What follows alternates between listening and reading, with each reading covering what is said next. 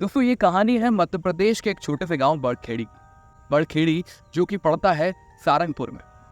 इस गांव के अंदर एक नीम का पेड़ है जिसके बारे में कहा जाता है कि दिन में तो जरूर इसके आसपास भटक लेना, लेकिन रात में अगर इसके पास भी गए तो तुम्हारा नामो निशान खत्म हो जाएगा। एक लड़का है रजत नाम का जो कि शहर के अंदर रहता है। शहर से ये एक दिन उस गांव की तरफ चलता है और ये एक फोटोग्राफर है। इसे नई नई जगह नई नई तस्वीरें लेने का बड़ा शौक होता है।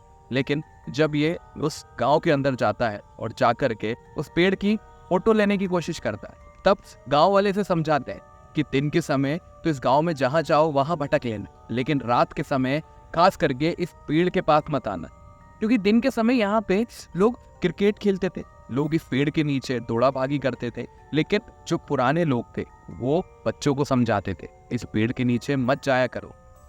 लेकिन कहते हैं ना, नौजवान खून। और जब रजत को सब लोगों ने समझाया, खास तौर पे गांव के बड़े बुजुर्गों ने समझाया, तो रजत ने बोला भूत प्रेत अरे ये कुछ नहीं होते, मैं देश के कोने कोने में घूमा भाई, कुछ नहीं होता ये सब कुछ। अब रजत ने ये ठान लिया कि मैं इस पेड़ का फोटो जरूर लूंगा और इन सबको बताऊंगा कि रात में भी इस पेड़ के आसपास कुछ नहीं है। दोस्तों अगर ये कहानी अभी आप दिन के उजाले में सुन रहे हैं तो बहुत ही अच्छी बात है, लेकिन रात का अंधेरा हो गया तो यहीं तक ही कहानी सुन करके बंद कर दीजिए, क्योंकि इसके आगे जो आप सुनने जा रहे हैं शायद पूरी रात आपको नींद ना। और अगर आप मेरे चैनल पे अभी भी बने हुए हैं तो चैनल को सब्सक्राइब जरूर कर लीजिएगा। तो चलिए करते हैं कहानी को शुरू।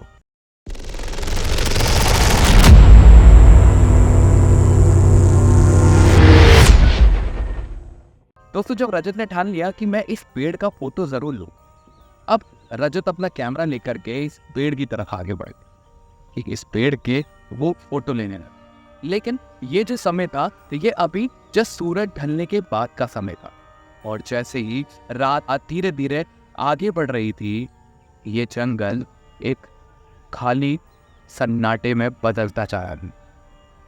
एक ऐसा सन्नाटा जिसे महसूस करना ही मानो अपना आपा खो देना है। जब आप एकदम अकेले होते ना, आप तो कुछ भी समझ में नहीं आते, आप अपने आप में ही पागल होने लगते। ये एक ऐसा ही सन्नाटा था।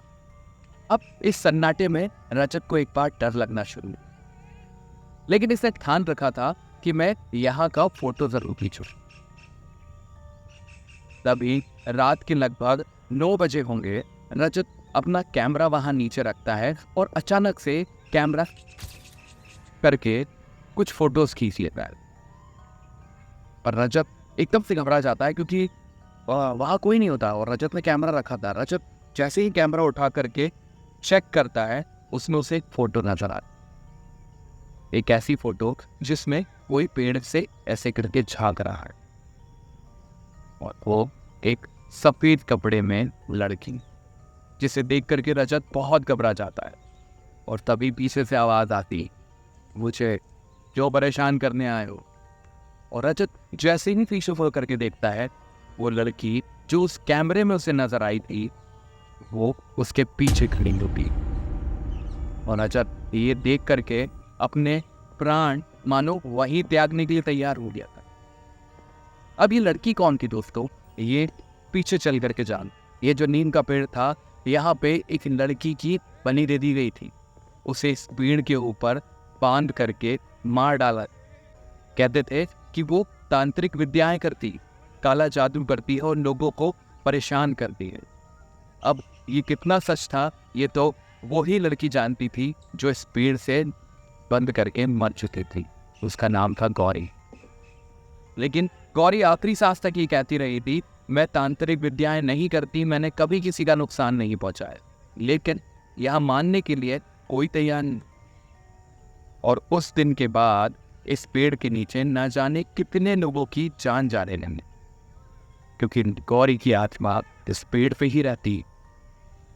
अब रजत जब वहां था, रजत ने वहां उसको डिस्टर्ब कर दिया था, तो उसने बोला कि इस पेड़ की टहनियों से आज भी मेरा खून टपकता है, अब साथ में तेरा भी टपकेगा। इसके बाद रजत को जब सुबह सब लोग देखने उस पेड़ के नीचे गए, क्योंकि रजत ने ये चैलेंज एक्सेप्ट कर लिया था, लोगों से बोल दिया था। एक्चुअल में रजत को ये चैलेंज किसी और ने नहीं, उस दिन खुद ने ही ये चैलेंज दिया, क्योंकि उसने सबसे बोला था इस पेड़ के नीचे मैं पूरी रात बिता करके दिखा दूंगा, कुछ नहीं होता है। अब रजत को जब ये लोग देखने के लिए गए तो वहाँ सिर्फ रजत का कैमरा। जब किसी ने उस कैमरे को उठा करके देखा तो उस पेड़ के पीछे से रजत का और उस लड़की का चेहरा नजर आ रहा। और उसके बाद अब जो भी उस पेड़ के नीचे जाता है वो एक गुमनाम बन जाता। इस दुनिया से उसका नाम हमेशा हमेशा के लिए मिट जाएगा, क्योंकि गौरी इंतजार कर रही, और क्या पता शायद अगला नंबर आपका हो। कैसी लगी ये कहानी कमेंट्स में ज़रूर बताइए, और चैनल को सब्सक्राइब करना बिल्कुल मत भूलिएगा, क्योंकि हर रोज़ आपके लिए एक नई कहानी लेकर के हम आते हैं। मैं था सचिन ठाकुर आपके साथ। जय श्री राम।